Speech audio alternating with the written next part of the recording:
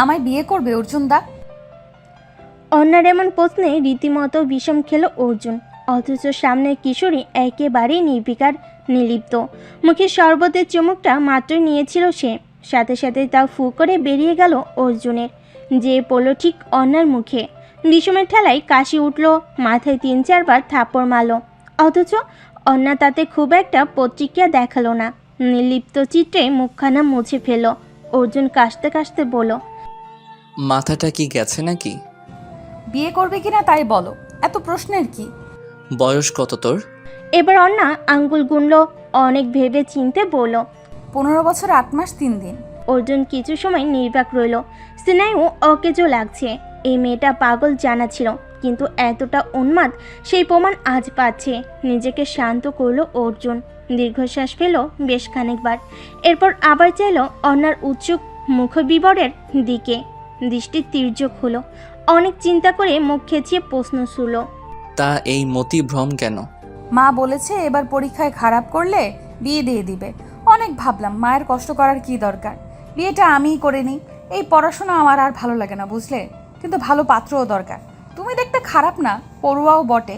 তোমাকে বিয়ে করলে হেমুলেনে আলাদা ডাট হবে, তাই ঠিক করলাম তোমাকেই বিয়ে করব। কি বলো, বিয়েটা করেই ফেলি? করবে আমাকে বিয়ে? এবার 32খানা দাঁত বের করলো অর্ণা। তার হাসি যেন ধরছে না মুখে। অর্জুনের মুখ আরও খিচিয়ে গেল। রিডি করতে করতে বলল, কানের নিচে যখন শটান করে পড়বে না, সোজা হয়ে যাবি। তখন এই বিয়ের ভাবনা জানালা দিয়ে পালাবে, বুঝলি? অর্জুনের রুদ্র বাক্যে হেলদোল হলো না অর্ণার। দীর্ঘশ্বাস ফেল, ঠোঁট উল্টালো, অতঃপর হতাশ গলায় বলল, বিয়ে করবে না বললে হয়? এত ভনিতার কি আছে বাপু? আমিও মরে যাচ্ছি না তোমাকে বিয়ে করতে। শুধু দয়া হয়েছিল, ভেবেছিলাম সারা জীবন বিয়ে ছাড়া তার ছেঁড়া কাঙাল হয়ে ঘুরবে, তাই একটু দয়া করেই দেই এই বেচারার উপর। তাই তোমাকে বিয়ের প্রস্তাব দিয়েছি। শোনো অর্জুনদা, আমার ঠেকায় পড়েনি তোমার মতো হোদল কুতকুতকে বিয়ে করতে। অর্ণার কথাই বেকুব বনে চেয়ে রইল অর্জুন। মস্তিষ্ক এবার সম্পূর্ণ বন্ধ হয়ে গেছে। মুখখানা হা হলো। বলে কি এই 2 আঙ্গুলের মেয়ে? সে মানে অর্জুন সারা জীবন তার ছেঁড়া কাঙ্গাল হয়ে ঘুরবে? এই মেয়ে কিনা তাকে দয়া করছে? ভাষাহীন হয়ে চেয়ে রইল অর্জুন। অন্যা দীর্ঘশ্বাস ফেল। তার বিয়ের ভাবনায় জল ঢালা হয়েছে, তাই তাকে আবার ওই পড়াশোনার জীবনে ফিরতে হবে। কি জ্বালা! অর্জুন এখনও 15 বছরের কিশোরীর দিকে চেয়ে আছে। কে জানতো এই 15 বছরের মেয়েই 4 বছর পর তার সর্বস্ব হবে। অতীতের কথা মনে পড়তেই হেসে উঠল অর্জুন। অর্ণা তখন ঘর গুছাচ্ছে। বিয়ের আজ 3 মাস হতে চলো। সেই পাকা অস্থিমজ্জার জ্বালানো কিশোরী এখন পাক্কা গৃহিণী বনেছে। অর্জুন মুগ্ধ নয়নে তাকে দেখে আর ভাবে কতটা মাতাল হলে যে কিশোরী একসময় তার মাথায় উঠে নৃত্য করত, তাকে এখন চোখে হারায় অর্জুন। অর্ণা ঘর পরিষ্কার করতে করতে বলল, শোনো, আজকে বাজার করতে হবে। মা বলেছে উনি ইলিশের পাতুরি রাখবেন। আচ্ছা, তুই আমাকে আর অর্জুনদা বলিস না কেন? অর্জুনের প্রশ্নে তার দিকে চাইল। মিষ্টি হেসে বলল, বরকে দা বলতে যাবো কেন? আগে দাদার বন্ধু ছিলে তাই সম্মান দিতাম, এখন তো সম্মানের বালাই নেই। তাহলে বলছিস তুই আমাকে সম্মান দেওয়া ছেড়ে দিয়েছিস? জি আজ্ঞে। অবিলম্বে হাসি প্রসারিত করে উত্তর দিল অর্ণা। এবার উঠে দাঁড়ালো অর্জুন। অর্ণা বুঝলো এবার আর নিস্তার নেই তার। সেও কম যায় না। অর্জুন কাছে আসার পূর্বেই এক ছুটে বেরিয়ে গেল ঘর থেকে। যাবার সময় বলল, চমদার থেকে বাজারের ব্যাগ নিয়ে নিও। পালাচ্ছিস পালা, বাগে পেলে কিন্তু ছাড় হবে না বলে দিচ্ছি। সেগুড়ে বালি। বলেই বুড়ো আঙ্গুল দেখেই পালালো অর্ণা। অর্জুন হাসলো। এখন আর মেয়েটির পাগলামিতে রাগ আসে না, বিরক্ত আসে না, কারণ সে জানে তার শিউলিটা এমনই। আজ শেষ টার্মের রেজাল্ট দিবে নিখিলের। তার যে আর তর সইছে না। রেজাল্ট দিয়ে দিলেই কেল্লা ফতে। একটা চাকরির ইন্টারভিউ দেওয়া শেষ। এখন কেবল সৌদামিনীর বাসের প্রস্তাব নিয়ে যাবার অপেক্ষা। বহু উল্লাসে নিখিলবাবু দাঁড়ালেন নোটিশ বোর্ডের সম্মুখে। সাথে সাথেই হাসি খসে গেল। বিশাল বড় একটা মোটা অক্ষরের নিজের নামের পাশে 2টো সাবজেক্ট ফেল ঝুলছে। গ্র্যাজুয়েশন না হলে তো চাকরি হবে না। সৌদামিনীর বাবাও মেয়ে দিবে না। এখন কি হবে তার গন্তব্য? এরই মাঝেই সৌদামিনীর ফোন এলো তার ফোনে। অনেক সময় নিয়ে ফোনটি ধরল নিখিল। ওপাশ থেকে থমথমে স্বর শোনা গেল। কোথায় আছো তুমি? একটা খবর আছে, কাণ্ড হয়েছে। বাজারে ব্যাগ হাতে অর্জুন চলল বাজারে। পৌষের হিমশীতল সকালে বাজারের ব্যাগ নিয়ে বের হবার ইচ্ছে না থাকলেও বইয়ের কথা অমান্য করতে পারল না। বাগানের ছোট ঘাসে শিশির ভিজে স্যাঁতসেঁতে হয়ে আছে। সেই ভেজা ঘাস পেরিয়ে বাড়ির কেচি গেটে দেখা হলো দেবব্রতের সাথে। তার মুখখানা লম্বাটে হয়ে ঝুলে আছে, হতাশ যেন তাকে দত্তক নিয়েছে এমন একটা ভাব। অর্জুন অবাক স্বরে শুধালো, কিরে এমন লটকানো মুখ নিয়ে কই দিয়ে আসলি? থাকো তো শালা ছোট পরিবারে, আমার জ্বালা তুমি কি বুঝবে? বউকে একটু আদর করতে গেলেও 10টা মানুষের পারমিশন নিতে হয়। দেবব্রতের প্রশ্নে অর্জুন বিকারহীন কণ্ঠে শুধালো, কি হয়েছে? সেটা তোমার বউকে শোধাও কে? কেন? আমার বউ তোর কোন পাকা ধানে মই দিয়েছে? খুব প্ল্যান প্রোগ্রাম করে হানিমুনের জন্য সাজেক ব্যবস্থা করেছি। অমনি তোমার বউ এসে কাঠি করলো, বলে দিল দাদা ভাই আমাদেরও নিয়ে চলো। ব্যাস আমার বউ তাল মিলালো। অমনি আমার হানিমুন এখন সমবায় হানিমুন হয়ে গেল। গোষ্ঠী শুদ্ধ মানুষের টিকিট কেটে এনেছি, সাথে তুই তো ফ্রি। দেবব্রতের রাগের কারণ আবিষ্কার। খুব হাসবে নাকি কাঁদবে বুঝতে পারছে না অর্জুন, কারণ এই বুদ্ধিটা তারই দেওয়া। দেবব্রত তো জানে না এই সমবায় হানিমুন অতি শীঘ্রই হিমুলের হানিমুনে পরিণত হচ্ছে, কারণ রবিন ভাই বলেছেন যাব যখন সবাই একসাথে ঘুরে আসা যাক, হানিমুন করার জন্য তো বয়স পড়ে আছে। অর্জুন কিছুটা সান্ত্বনা দিয়ে বলল, থাক থাক আর মুখ ঝুলাস নে। বউকে আদর করবি তো আমি ব্যবস্থা করে দিব। আমার বউকে 10টার পর আর ঘর থেকে বের হতে দিব না। আর আমার মা কাকিমা? তাদের বুড়ো হাড় এমনি পাহাড়ে উঠলে 10টায় ঝিমিয়ে যাবে, তুই চিন্তা নিস না। বলা সোজা, যাও না তুমি হানিমুনে, আমিও পঙ্গপাল নিয়ে হাজির হব, দেখবে কেমন লাগে। বলেই হনহন করে দ্রুত পা চালিয়ে ভেতরে চলে গেল দেবব্রত। অর্জুন দীর্ঘশ্বাস পেল। যুব সমাজের ভরসা নেই, সত্যি হাজির হতে পারে। চায়ের কেতলির সরু নলা দিয়ে কুণ্ডলি পাকিয়ে ধোয়া বের হচ্ছে, দাউ দাউ করে জ্বলছে উনুন। সেই উনুনের তাপে হাত শিখছে যুব সমাজ। মোটা শালেও শীত মানছে না, যুব হাড্ডিও যেন শীতের প্রকোপে কাঁপছে। এরই মাঝে ধপ করে এসে বসলো নিখিল, তার মুখ ঝুলে আছে। সেইটা দেখে যুব সমাজের আটজোড়া চোখ তার উপর নিবদ্ধ হলো। শামীম গরম চায়ের কাপে ঠোঁট ছুঁয়ে বলল, কিরে খেস খাইছোস কেন? আমার মনে হয় আর বিয়ে করা হবে না শামীম ভাই। নিখিলের বিষণ্ণ উদাসীন কণ্ঠ সাথে সাথেই সবার হাত থামিয়ে দিল। রতন ভাই উকি দিল, কান তার খাড়া। অর্জুন উদ্বিগ্ন স্বরে বলে উঠল, কি হয়েছে? আমার অনার্সের রেজাল্ট দিছে, 2টো সাবজেক্ট ফেল। হাই হাই এখন এখন হাই হাই বলার সময় আসেনি। রেজাল্টের মাঝেই ধামিনীর ফোন, জরুরি তলব, বিশেষ ঘটনা। আমি ভাবলাম বিয়েটির কোনো ব্যাপার কি না। বিয়ে ঠিক হলো নাকি? হাই হাই এখন দাঁড়া, তুই টেনশন নিস না। সিদ্ধার্থের সাথে ছবিটা আছে, পাত্রপক্ষকে পাঠিয়ে দিব যে সিদ্ধার্থকে পেটাবে। না না, এটা হাই হাই না। তাহলে? উৎসুক জনতা নিখিলের উত্তরের অপেক্ষায়। নিখিল হতাশ গলায় বলল, আমাদের কলেজের পার্ট টাইম শিক্ষিকা হিসেবে ধামিনীর চাকরি হয়ে গেছে। প্রেমিকাকে এখন থেকে আমার দিদিমণি বলতে হবে। এখন বলো হাই হাই এখন। নিখিলের কথায় অট্টহাসির দমক পড়ল। শামীম তো বলে হাসলো, আগে তো এমনি শাসনে রাখতো, এখন সুযোগ পেলেই বলবে। যাও বাইরে কান ধরে দাঁড়াও। দেব কোনো মতে হাসি চাপিয়ে বলল, তোর জন্য আসলেই কষ্ট লাগছে। 5টা হয়ে গেলে দিদিমণি বলতে হতো না। তা জানিয়েছিস যে 2টো বিষয়ে ঝুলে গিয়েছিস? সেখানেই তো কবি নীরব। ও এত আনন্দিত ছিল যে বলতেই পারিনি। তা এই নিয়ে কবার ছুললি? 2বার। মুখ ঝুলিয়ে উত্তর দিল নিখিল। অর্জুন স্বাভাবিক স্বরে নেই বলল, বেশি না, আর আর কয়েকবার। তারপরই তুমি হবে জীবন্ত আদু ভাই। সবাইকে বলবি আমার বউ এখানের ম্যাডাম। মজা করো না অর্জুন দা, ব্যর্থ প্রেমিকের অভিশাপ লাগবে। কিন্তু যুব সমাজের মজা যেন থামল না। এরই মধ্যে এসে বসলেন যুব সমাজ প্রধান রবিন ভাই। তার অবস্থা আরও শোচনীয়। উস্কো খুস্কো চুল, স্ত্রীহীন কুচকানো শার্ট, ভেতরের মোটা হাতের গেঞ্জিটাও উল্টো পড়েছে। চোখ লাল। নির্ঘুম রাত কাটায় কি? মুখখানা কেমন বসা বসা, চিন্তিত বিমর্ষ মুখবিবর জানান দিচ্ছে কেস জন্ডিস। অর্জুন রয়ে শয়ে শুধালো। রবিন ভাই, আমি একটা কঠিন সিদ্ধান্ত নিয়েছি। থমথমে গম্ভীর স্বরে জানালো রবিন। সবাই মুখ চাওয়াচাই শুরু করলো। গম্ভীর রবিন ভাই বেশ ক্ষতিকারক। দেবব্রত গলা খাকারি দিয়ে শুধালো। কি?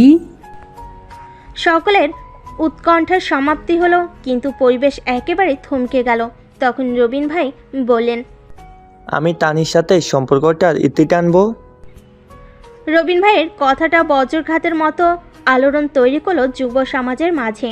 মুহূর্তের মাঝেই শ্বাসরুদ্ধকর নিস্তব্ধতা ঘিরল চায়ের দোকানে। প্রতিটি মানুষের কৌতূহলী নয়ন রবিন ভাইকে ঘিরে, অথচ রবিন ভাই বিকারহীন।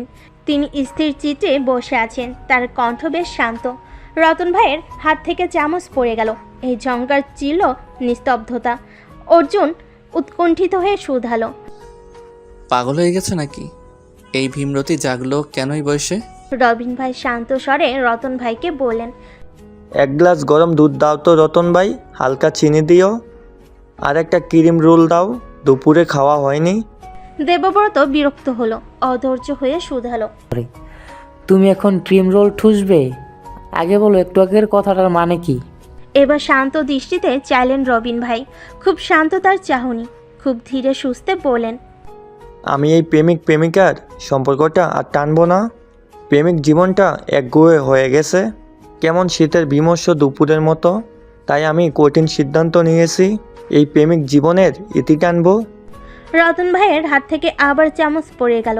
রবিন ভাই তাতে বিরক্ত বোধ নিয়ে শুধালেন। আজ এত চামচ ফেলছো কেন রতন ভাই? একটু ভালো করে ধরো জিনিসগুলো। আর তুমি যে মাথায় বোম ফেলছো তার বেলায় তার এই সিদ্ধান্তের কারণ কি? নিখিলের ক্ষিপ্ত প্রশ্নের উত্তরটা রবিন ভাই সাথে সাথেই দিলেন না। আগে একটু সময় নিয়ে ক্রিম রোলটা খেলেন, এরপর ফু দিয়ে গরম দুধটুকু খেলেন, এরপর মুখ মুছলেন টিস্যু দিয়ে। এইদিকে যুব সমাজের ক্ষুদ্র চাউনি তাতে নিবদ্ধ। শামীম, দেবব্রত, অর্জুন, প্রতীক, নিখিলের শানিত প্রশ্ন এবং দৃষ্টি সবই উপেক্ষা করল রবিন ভাই। তারপর শান্ত চিত্তে বলল। আমি ত্যক্ত বিরক্ত, তানি প্রেমিকা হবার যোগ্য নয়, তাই আমি সম্পর্কটার ইতি টানবো। এটা কি কোনো রচনা যে ইতি টানবে? সমস্যা হতেই পারে, তাই বলে তুমি তানিয়া আপুকে ছেড়ে দিবে এটা তো তোমার থেকে আশা করিনি রবিন ভাই। নিখিলের উত্তেজিত হওয়া যথার্থ। যুব সমাজও বেশ উত্তেজিত। রবিন ভাই এবং তানি আপুর সম্পর্কটা আজকের নয়, বছর গড়িয়েছে। রবিন ভাইও এই সম্পর্কে কখনোই হেলাফেলা করেনি, বরং সে তানি আপুর জন্য একরকম উন্মাদ। তাহলে আজ কি হলো? এমন উদ্ভট আচরণ মোটেই কাম্য না কারোর। প্রশ্নের উত্তরস্বরূপ মাথায় রবিন ভাই থমথমে কণ্ঠে বলেন। তোমার প্রেমিকা যদি এমন উদাসীন হতো, তুমি বুঝতে আরও গুরুত্ব না পাওয়ার যন্ত্রণা। একটা মানুষের কাছ থেকে উত্তর পাওয়ার জন্য রাত রাত জেগে থাকা, তার একটু দেখা পাওয়ার জন্য তৃষ্ণার্ত হয়ে থাকা, যে কতটা অসহায়হীন তুমি তা জানো না নিখিল। আর আমি বলছি না আমি তাকে ছেড়ে দিব, শুধু সম্পর্কটায় বিরক্ত এসে গেছে। প্রেম ব্যতীত আমাদের আরও একটা সম্পর্ক আছে, বলে যাইস না। কিন্তু তাই বলে আমার সিদ্ধান্ত ফাইনাল। যুব সমাজ মুখ চাওয়াচাই করলো। এখানে ঠিক কি বলা উচিত তাদের জানা নেই, তবে এটুকু নিশ্চিত হিমুলেনের ঝড় আসতে চলেছে। রবিন ভাই কথা বাড়ালেন না। দুধের টাকা খাতায় তুলতে বলেন রতন ভাইকে। তারপর ক্লান্ত পায়ে বেরিয়ে গেলেন। অর্জুন দেবব্রতকে ফিসফিসিয়ে বলল। টিকিটগুলো ফেরত দেবার ব্যবস্থা কর। আর হচ্ছে তোর হানিমুন। সে কি জানি না ভেবেছ? এজেন্ট এখন টাকা ফেরত দিলে হয়। দেবব্রত মিয়ে যাওয়ার স্বরে উত্তর দিল। শীতের প্রকোপ বেড়েছে, চায়ের স্বাদ বিষাদ লাগছে। নিখিলের বিষণ্ণ মন আরও মিয়ে গেল। হেলে দুলে নিজ ঘরে প্রবেশ করতেই দেব মুখ ভচকালো। তার বিছানায় তার বউ আর বোন পেঁয়াজু খাচ্ছে আর গল্প করছে। দেবব্রত দীর্ঘশ্বাস ফেল। এতকাল চাইতো তার বউ এবং বোনের সম্পর্কটা যেন ভালো হয়, কিন্তু ননদ বৌদি বান্ধবী হলে যে তারই মহাজালা, সেটার ক্রস চেক ইন করা হয়নি। দরজায় হেলান দিয়ে বোনের উদ্দেশ্যে বলল। বাড়ি যাবি না তুই? অন্না একবার বিরক্তি নিয়ে তার দিকে চাইল, পরক্ষণেই আবার কৃষ্ণার সাথে গল্পে মজল। আজকের বিষয়বস্তু হলো সাজেকে কি জামা গুছাবে। ননদ বৌদি একটা জামা বানিয়েছে একই রকম, সেটা পরে তারা পাহাড় উঠবে। দেবব্রত পাতা না পেয়ে আবার বলল, সারাক্ষণ আমার বউয়ের কি এত গুজুর গুজুর ফুসুর ফুসুর তোর? বিয়ে হয়েছে, একটু বরের সেবা টেবা কর গিয়ে। বোন দুটো আমার শুকিয়ে সেগুন কাঠ হয়ে যাচ্ছে বউয়ের যত্ন না পেয়ে। সাগর থেকে 1 চামচ জল তুললে সাগর শুকায় না দাদা। তোমার বন্ধু হলো আস্ত মহাসাগর, কি ভার! একটু শুকালে কিছুই হবে না, বরং আমার জন্যই ভালো। দামরা হাত পাগুলো ছুঁড়ে ছুঁড়ে ঘুমায়, ঘুমের মাঝে আটকে উঠি আমি। এই ভারী শরীর সরাতে আমার জীবন বের হয়ে যায়। অন্যের মুখে কোনো কালে কিছু আটকায় না। তার ভাষ্য শুনে হতাশ হলো দেব। বোন তার এখনও ইশারার ভাষা বুঝে না। এদিকে কৃষ্ণা মিটমিটিয়ে হাসছে নিজের বরের চুপসে যাওয়া মুখ দেখে। দেবব্রত বিছানায় বসতে বসতে বলল, এই বাড়ি যা তো তুই। কেন আমার পেছনে লেগেছিল কেন বলো তো? এসেছিস তো আড্ডা মেরে, কেউ বলেছে কিছু? একটু সইয়ের সাথে গল্প করছি তো জ্বলে পুড়ে মরছে, হিংসুটে কোথাকার। বেশ করেছি, ওটা আমার বউ। তোদের যন্ত্রণায় তো আমাকে দেখছি পালাতে হবে। বেশি করলে ওই সই শুদ্ধ তেপান্তর হব। কই একটু এসেছি বউয়ের সাথে প্রেম করতে, উনি এখানে কুণ্ডলি পাকিয়ে বসে আছে। যা তুই, তোর বরের মাথা খাগে। দেবব্রতের কথায় লজ্জায় নিয়ে যাবার জোগাড় কৃষ্ণার। এই ভাই বোনের বুদ্ধি কি কোনো কালে ঈশ্বর দিবে না? না পেরে সজোরে চিমটি মারল সে বরকে। দেব আ করে উঠল। কৃষ্ণা তখন দাঁতে দাঁত পিষে বলল, মুখে কি লাগাম নেই নাকি? এদিকে অন্না উঠতে দাঁড়ালো। ঠিক দাঁড়ালো দেবের মুখোমুখি, শান্ত হুমকি স্বরূপ বলল, তোর এই হিংসুটে আচরণ মনে থাকবে, ভুলে যাস না কৃষ্ণা। আমার বৌদির আগে আমার সই। যাই না সাজেক, তোর বউকে তুই যদি 1 বিন্দুও পাস আমার নাম বদলে দিস। সে ঘুরে বালি, কারণ সাজেক যাওয়া ক্যান্সেল। দেবব্রতের কথাটা শুনতেই কপালে প্রগাঢ় ভাঁজ পড়ল অর্ণার। অবাক স্বরে শুধালো, কেন? রবিন ভাইয়ের মাথা খারাপ হয়েছে, বুড়ো বয়সের ন্যাকামি। ওইটা ঠিক না হওয়া অবধি আমি অর্জুন নড়ছি না। রবিন ভাইয়ের কথাটা শুনেই কৃষ্ণা এবং অর্ণা মুখ চাওচাই করলো। দুজনের মস্তিষ্কে একটাই চিন্তা, তানিয়াপু কিভাবে মেনে নিবে ব্যাপারটা। চিন্তিত চিত্তে ধীর পায়ে ঘরে প্রবেশ করতে উষ্ণ একজোড় হাত আঁকড়ে ধরল অর্ণার নরম কোমর। শক্ত থাবায় কোমরের হাড় চেপে ধরল সে। কানে কানে ফিসফিসিয়ে বলল, এখন পালাবি কোথায়? অর্জুনের দুষ্টু হাসির পেছনের মতলব বুঝতে বাকি রইল না অর্ণার। সকালের যে লোকটা ভুলেনি। অর্ণা গাইগুই করতে করতে বলল, ছাড়ো আমায়, দরজা খোলো। কোনো ছাড় নেই। সকাল থেকে কিতকিত খেলছিস, আর ছাড় নেই। বলে পা দিয়ে দরজাটা আটকে দিল। নিজের বউকে কোলে তুলে নিল অবিলম্বে।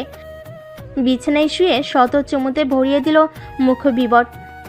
শ্যাম রমণী পুরুষের স্পর্শে কেঁপে উঠছে ক্ষণে ক্ষণে। শীত দ্বারা বেয়ে নেমে যাচ্ছে শিহরণ। কম্পিত নরম ঠোঁটের পানে এক পলক চাইল অর্জুন। ভেতরে এক অদ্ভুত অগ্নি স্ফুলিঙ্গ জ্বলে উঠল। ধীরে ধীরে তৃষ্ণাত্ম মনে তৃষ্ণা মেটাতে আঁকড়ে ধরল নরম ঠোঁট। পোড়া ঠোঁটের ভাঁজে মোমের মতো বিগলিত হলো অর্ণা। রাতে এখনও অনেক বাকি, অথচ সদ্য বিবাহিত দম্পতি প্রেমের জ্বরে নোঙ্গর তুলল। পাতার ফাঁকে নরম সূর্যকিরণ এসে ঠাঁই নিয়েছে। চকচক করছে জমে থাকা শিশির। ভেজা কাঠের বেঞ্চিতে বসা রবিন ভাই অপেক্ষা পেয়সীর। পকেটে বারবার হাত দিচ্ছে সে। না, সব ঠিকঠাক আছে। এরই মাঝেই গোলাপি একটা জামা পরিহিত নারী তার দিকে এগিয়ে এলো। ঘাড় অব্দি চুল, হাওয়া সেই বেসামাল চুল উঠছে। রবিন ভাই বসা থেকে দাঁড়াতেই উন্মাদ রমণী জগতের পরোয়া না করে ছুটে এসে তাকে জড়িয়ে ধরল। হৃদস্পন্দন প্রগাঢ় হলো। কানে আসছে সেই স্পন্দন, কিন্তু এই স্পন্দন কার? তার নাকি তানির? প্রাণোচ্ছল রমণী শুধালো, কেমন আছো? ভালো, তুমি? ভালো। দেরি করলে কেন এত? কত কাজ জানো, আর একটু সাজুগুজু করতে হবে না? বলে ধপ করে বসলো তানি। রবিন বসলো তার পাশে। নার্ভাস লাগছে। এদিকে যুব সমাজের পাবলিক ঝোপের আড়ালে দেখছে গতিবিধি। তানি আপুকে বিশ্বাস নেই। রবিন ভাইকে ঘুষি টুসি মেরে বসলে বাঁচাতে হবে। রবিন গম্ভীর স্বরে বলল, আমি একটা কথা বলতে এসেছি। কি কথা? রবিন একটু সময় নিল, ভেঙে আসা কণ্ঠে জোর দিল, আমি আমাদের এই প্রেম সম্পর্কের ইতি টানতে চাই তানি। হ্যাঁ, আমি আর পারছি না তানি। তোর উদাসীনতা আমাকে পুরাচ্ছে। তুই বন্ধু হিসেবেই ভালো ছিলি, প্রেমিকা হিসেবে ডাহা ফেল। আমার তোর উদাসীনতার ভয় হয়। তুই কি আদৌ আমার প্রতি অ্যাডাক্টেভ? রাত কাটে আমার এই দুশ্চিন্তায়। তোকে মেসেজ করলে তোর রিপ্লাই থাকে না, হাই বলে গায়েব হয়ে যাস। আমি তোকে সন্দেহ করছি না, কিন্তু ইনসিকিউরিটি হই আমি। তাই আমি ঠিক করেছি এই সম্পর্কের ইতি টানবো এবং নতুন সম্পর্কের সূচনা করব। আমাকে পকেটের ভেতর থেকে আংটিটা বের করতে যাবে অমনি তানু শকুনের মতো কলার টেনে ধরল রবিন ভাইয়ের। ক্ষুব্ধ স্বরে বলল, শোনো যুব সমাজের রবিন ভাই, এক মোবাইলের প্রতি আমি যদি 5.5 বছর লয়াল থাকতে পারি, তাহলে আমার লয়ালিটি নিয়ে প্রশ্ন করাটা নিতান্তই অনর্থক। হ্যাঁ, আমার মাঝে কেয়ারিং ব্যাপারটা অন্যদের মতো নয়, কিন্তু অক্কা না পাওয়া অবধি পিছু ছাড়ছি না, বলে দিলাম। নদীতে যখন ঝাঁপ দিয়েছি, সাঁতার কাটা শিখে নাও। এখানে তোমার জন্য লাইফ জ্যাকেট নিয়ে কেউ বসে নেই। রবিনের চোখ বিস্ফোরিত হলো। কি বলতে যাচ্ছিল সব গুবলেট হয়ে গেল যেন। আমতা আমতা করে বলল, আমার কথাটা শোন। না, তুই শোন। না, তুই আমার সাথে চল। কোথায়? যেখানে আমি বলবো। কাজে অফিসের সামনে দাঁড়িয়ে আছে রবিন তানি। যুব সমাজ তানি আপুর রুদ্ররূপ দেখেই পিছু নিয়েছে তাদের।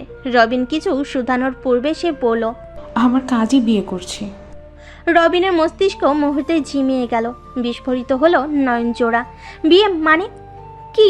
হ্যাঁ, সে বিয়ে করার জন্য প্রস্তুতি নিয়েছিল মনে মনে, তাই তো একটু চমকে দিয়ে প্রপোজও করতে চেয়েছিল। কিন্তু এই মেয়ে তাকে কলা ধরে কাজী অফিস নিয়ে এসেছে, আবার বলে কিনা আজই বিয়ে করবে। রবিন কিছুক্ষণ স্তব্ধ থাকলো, মাথা ঝাঁকলো। তানি মজা করছে, নিশ্চয়ই মজা করছে। যদি না করে তবে? রবিনের হুট করে স্মরণ হলো সে রাতের ঘটনা, যে রাতে হুট করে তানির মেসেজ এসেছিল, আমি তোকে পছন্দ করি। আমি মজা করছি না। তোর উত্তরের জন্য একদিন সময় দিচ্ছি, সময় নিয়ে ভেবে উত্তর দিস। ওই দিন হার্ট অ্যাটাক হতে হতে বেঁচেছিল রবিন।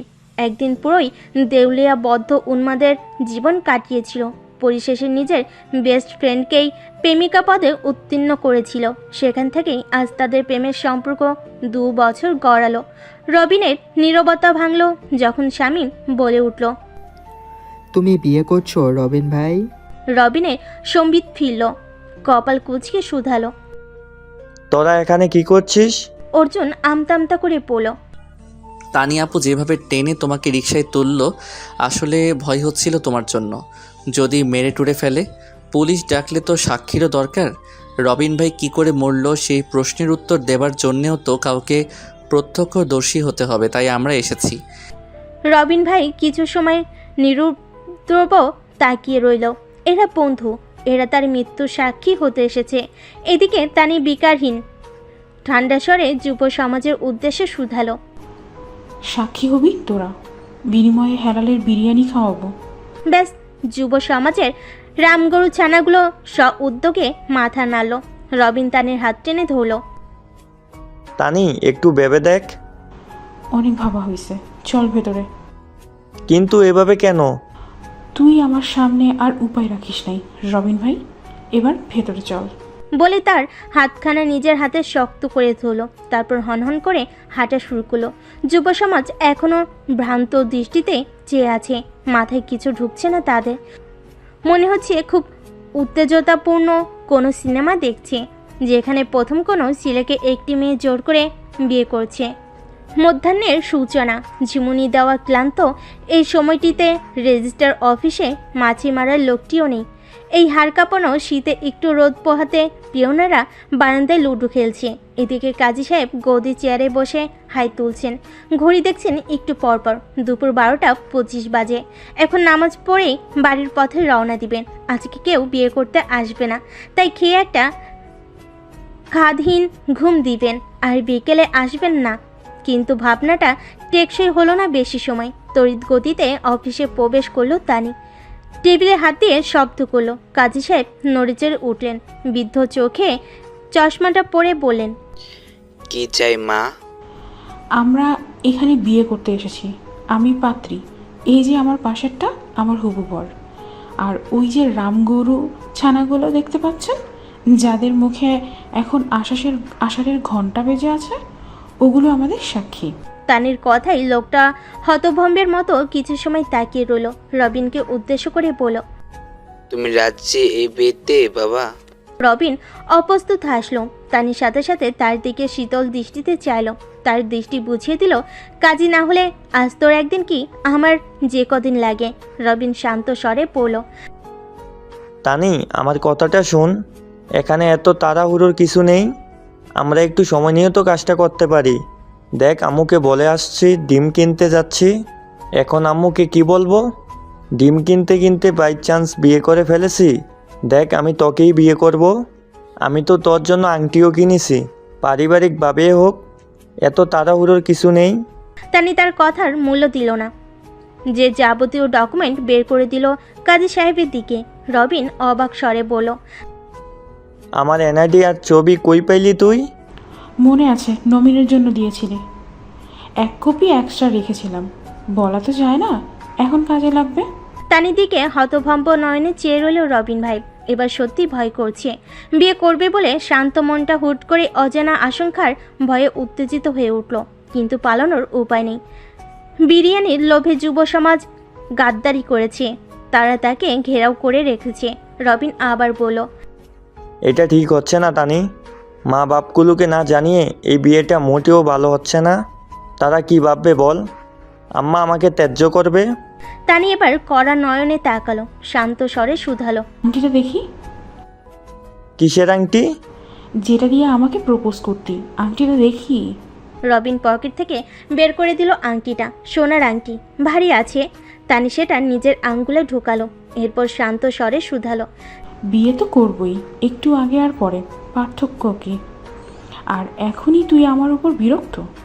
কিছুদিন পর যে আমার হবি না, তার কি গ্যারান্টি? ওইটা তো মজা করে বলেছিলাম। সেই মজায় আমি ছুটাচ্ছি তোমার। কাজী অফিস আপনার কি হলো? একটুকু সময় নষ্ট না করেই সাইন করে দিল। এবার রবিনের দিকে এগিয়ে কড়া স্বরে বলল, সাইন কর। আমরা দুজনেই যথেষ্ট বড়। পরিবারকে বললেই লাফিয়ে বিয়ে দিবে। তাহলে কেন আমরা এভাবে বিয়ে করছি? আমার কি স্বাদ জানিস আমার বিয়ে নিয়ে? কেন ওই গাদ্দারগুলোকে বিরিয়ানির মূল্যায় বুঝিয়ে সাক্ষী দোয়াচ্ছিস? মাথা ঠান্ডা কর। আমি পারবো না প্রমিস। সাইন কর। মায়াহীন কণ্ঠে কথাটা বলল তানি। সে অতিমাত্রে শান্ত, আজ মুখখানা কঠিন হয়ে আছে। মায়াবতীকে আজ ডাকুরানি লাগছে। রবিন ভাই এবার আকুতি ভরা স্বরে বলল, আম্মাকে একটা ফোন করি, বলি দোকানে ডিম নাই, আসতে দেরি হবে। আমাকে ভালোবাসিস রবিন? তানির হঠাৎ প্রশ্নে কিছুটা থমকে গেল রবিন ভাই। যুব সমাজ মুখ চাওচাই করলো। আজ রবিন ভাইয়ের গেম ওভার তা জানার অবকাশ রাখে না। রবিন অবাক স্বরে শুধালো, কেন? আমাকে ভালোবাসিস? যদি হ্যাঁ হয় তুই সাইন করবি, আর যদি না হয় আমি আর কখনো তোর সামনে আসবো না। প্রেমিকার দাবি না, বন্ধুত্বের দাবিটুকুও ছেড়ে দেব। রবিনের বুকটা মোচড় দিয়ে উঠল। হাজারবার হৃদয়কে একটি প্রশ্ন ছিল, একটি উত্তর আসবে। সে তানিকে ভালোবাসে, কিন্তু বিয়েটা এভাবে করতে কেন যেন মন সায় দিচ্ছে না। তবুও দীর্ঘশ্বাস ফেল রবিন। কলমটা হাতে তুলে নিল, সাইন করলো সেই কাবিন নামায় এবং সারা জীবনের জন্য নিজের নামের সাথে জুড়ে দিল তানির নাম। সাক্ষী স্বরূপ যুব সমাজের 4টে মানুষ সাইন করলো। দেবব্রত অর্জুনকে ফিসফিসিয়ে বলল, রবিন ভাই আজ হালাল। একদম। এখন সেও জরুকা গোলাম। বিয়ে সম্পূর্ণ হবার পর হেলালের বিরিয়ানি খাওয়ানো হলো যুব সমাজকে। নিখিল খুব চিন্তিত। যুব সমাজে একটা কুফা লেগেই আছে। একটা মানুষের বিয়েও স্বাভাবিকভাবে হচ্ছে না, সবগুলোই অদ্ভুতভাবে। প্রথমে দেবব্রত পালিয়ে বিয়ে করলো, অর্জুনের বিয়ে হলো বরকে কিডন্যাপ করিয়ে।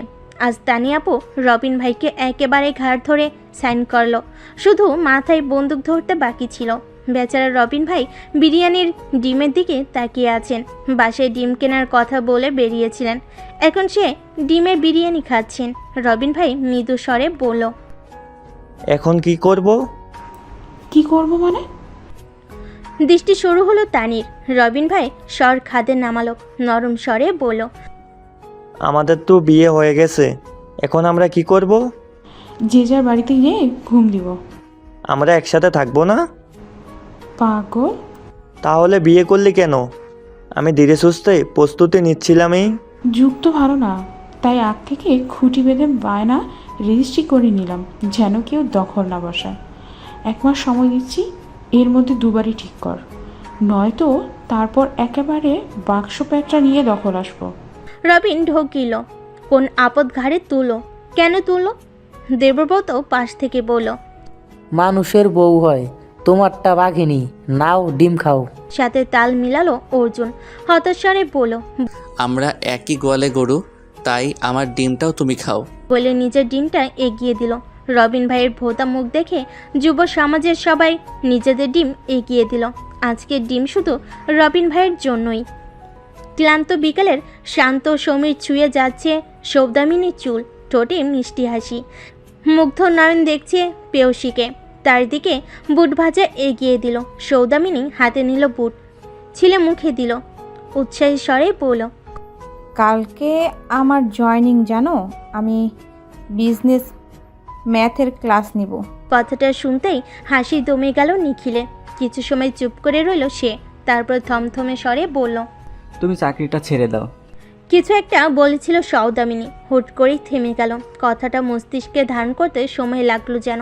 বিশ্বাস হলো না রমণীর ভুল শুনল কি, তাই নিশ্চিত হতে আবার শুধালো, কি বললে? বললাম চাকরিটা ছেড়ে দাও। না, সে ভুল শোনেনি। নিখিল সত্যিই তাকে চাকরি ছেড়ে দিতে বলেছে। অবাক হলো সৌদামিনী, হতভম্ব স্বরে বলল, চাকরি ছেড়ে দিব মানে? কেন? না এমনি, কি দরকার বলো তো কষ্ট করার? আমি তো চাকরি পেয়েই গেছি, আমার বেতন খারাপ নয়।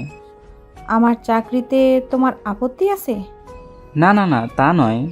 তাহলে সমস্যা কোথায়? আচ্ছা, একটা চাকরি তো। না, এটা শুধু চাকরি নয় নিখিল, এটা আমার নিজের যোগ্যতায় পাওয়া একটা অর্জন। সৌদামিনীর গলা ভারী হলো, ঠোঁট কাঁপছে, চোখ টলমল করছে।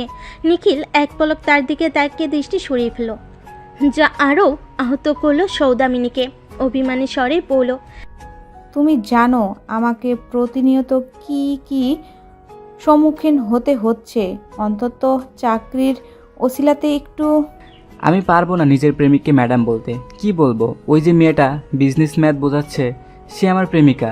তুমি পারবে পরিচয় দিতে আমাকে? এক নিঃশ্বাসে কথাটা বলল নিখিল, তাকে অস্থির লাগলো। অপরদিকে নিখিলের কথায় স্তব্ধ হয়ে গেল সৌদামিনী। হতবাক স্বরে শুধালো, আমাকে ম্যাডাম কেন বলতে হবে? তুমি তো পাশ করে ফেলেছো। না, আমি পাশ করিনি, আমার বিজনেস ম্যাথ আবার ঝুলেছে। আমি পারবো না ধামিনী তোমাকে জি ম্যাডাম হ্যাঁ ম্যাডাম করতে। তুমি আমায় মিথ্যা বলছো? তোমার থেকে আমি এটা কখনো আশা করিনি নিখিল। কেন মিথ্যা বলছো আমায়? নিখিল মিথ্যা বলেছে তাকে। ব্যাপারটা একেবারেই হজম হলো না সৌদামিনীর। ঈর্ষাত রাগ হলো, খানিকটা কষ্ট পেল সে। এদিকে সৌদামিনীর প্রশ্নে বিরক্ত হলো নিখিল। একে রেজাল্টের জন্য কম ক্যান্সেল হয়নি, চাকরিটাও যেতে যেতে আটকেছে। তাই যখন দামিনী তাকে জেরা করতে শুরু করলো, নিজেকে শান্ত রাখতে পারল না নিখিল। রেগে উঠল চট করে, ক্রোধ মিশ্রিত স্বরে বলল, উপায় কি? মাথা খারাপ করে দিচ্ছিলে তুমি। আমি জানি আমাদের বয়সের পার্থক্য আছে, কিন্তু এইভাবে প্রেশার দিলে আমার কাছে উপায় কি? সব ফেলে আমি চাকরি জোগাড় করেছি, তাও ভালো আমাকে রেজাল্ট ছাড়াই চাকরিতে রেখেছে। কি এমন আছে ওই চাকরিতে? সামান্য কিছু টাকা। আমি টাকার জন্য চাকরিটা করছি না, করছি তোমার জন্য। হ্যাঁ, আমি প্রেশার দিচ্ছি কারণ তোমাকে অনেক কিছু সইতে হচ্ছে। বাবার সাথে প্রতিনিয়ত আমার কথা কাটাকাটি হচ্ছে বিয়ে নিয়ে। আমি তোমার জন্য সব ভালো ভালো পাত্রদের না করে দিচ্ছি। বাবা বিরক্ত আমার উপর। আমার জেদের উপর কথা বলতে পারছে না, তাই জেদ দেখিয়ে মাকে বলেছে যদি বিয়ে না করি তাহলে যেন তার অন্ন ধ্বংস না করি। এই চাকরিটা তাই আমার জন্য সামান্য নয়। এসব কেন করছি জানো? কারণ আমি তোমাকে ভালোবাসি নিখিল। আমি ভেবেছি তুমি আমার দিকটা বোঝো, কিন্তু আমি ভুলছিলাম, আমি সত্যি ভুলছিলাম। বলে উঠে দাঁড়ালো সৌদামিনী। তার ছোট ছোট চোখ থেকে মোটা মোটা অশ্রুদানা গড়িয়ে পড়ছে শ্যাম মুখে। রক্তিম সূর্যের লেলিহান শিখায় তা ভালো করেই দেখতে পেল নিখিল। পেয়সীর অশ্রুদাকে ক্ষত বিক্ষত করলো অজান্তে। অস্থির হলো পেয়সীকে বোঝানোর জন্য, কিন্তু পেয়সী বুঝল না। গাঢ় অভিমান ঘিরল তাকে, এক মুহূর্ত দাঁড়ালো না। অস্তীয়মান সূর্যের সাথে সাথে সেও প্রস্থান নিল। নিখিল ডাকলো বহুবার, কিন্তু একটা রিকশাতে উঠে চলে গেল সে। দ্বিধাগ্রস্ত প্রেমিক ধপ করে বসে পড়ল বেঞ্চিতে। আধ খাওয়া বাদামের ঠোঙ্গা পড়েই রইল অবহেলায়। সন্ধ্যের মিহি গন্ধ বাতাসে শিরশিরে, বাতাসের সাথে অন্তিম মজ্জায় কম্পন ধরালো হিমশীত। হাতে পোড়া সিগারেট, পায়ের গতি মন্থর, অলস মনমরা। নীল এমনভাবে চলছে যেন ব্যাকগ্রাউন্ডে কেউ হোয়াই দিস কলার বেড়ে ডি গানটি লাগিয়ে দিয়েছে। হাতে মদের বোতল থাকলে বর্ষসেরা দেবদাস উপাধিটা পেয়ে যেত, কিন্তু সে মদ খায় না। মাঝে মাঝে একটু সিগারেট পোড়ায় যখন মন খুব বিষণ্ণ থাকে। আজ তেমন দিন।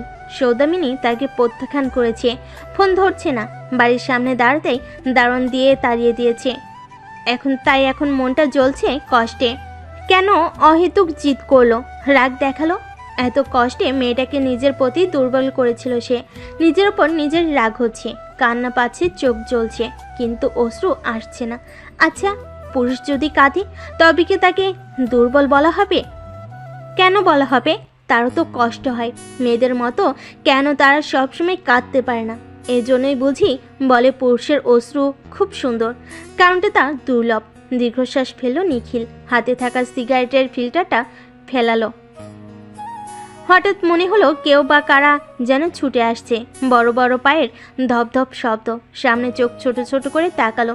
তার একটু কাছে আসতেই দেখলো আর কেউ নয়, তারা দেবব্রত এবং অর্জুন তার দিকে দৌড়াচ্ছে।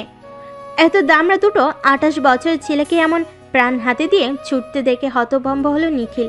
কিছু শুধাতে যাবে তখন তারা ছুটতে ছুটতে বলো, নিখিল দৌড়া দৌড়া। কিন্তু কেন? পেছনে জম আছে, আগে পালা। নিখিল কিছু বুঝলো না। মস্তিষ্ক অবাস হলো যেন। হুঁশ ফিরল যখন প্রজেক্টাইলের মতো রবিন ভাইয়ের উড়ন্ত স্যান্ডেল এসে পড়ল তার পায়ের কাছে। দেবব্রত এবং অর্জুন একা ছুটছে না, তাদের ছুটাচ্ছে হিমলেনের নববিবাহিত সদস্য এবং যুব সমাজ প্রধান রবিন ভাই, তাও হাতে স্যান্ডেল নিয়ে। তার হুমকি ভরা চিৎকার কানে আসলে, মির্জাফর গাদ্দার, দাঁড়া, একটা মার কিন্তু মাটিতে পড়বে না, দাঁড়া। নিখিল আর দাঁড়ালো না, সেও উল্টো দিকে দৌড়। তাল মেলালো দেব এবং অর্জুনের সাথে। দৌড়াতে দৌড়াতে শুধালো, রবিন ভাইয়ের কি হয়েছে? বেটার বিয়ে করে মাথা আউট হয়ে গেছে, পাগলাই গেছে, টপ ফ্লোর গন। আমরা শুধু বলছিলাম বিয়ে উপলক্ষে আজকের চা তোমার পক্ষ থেকে।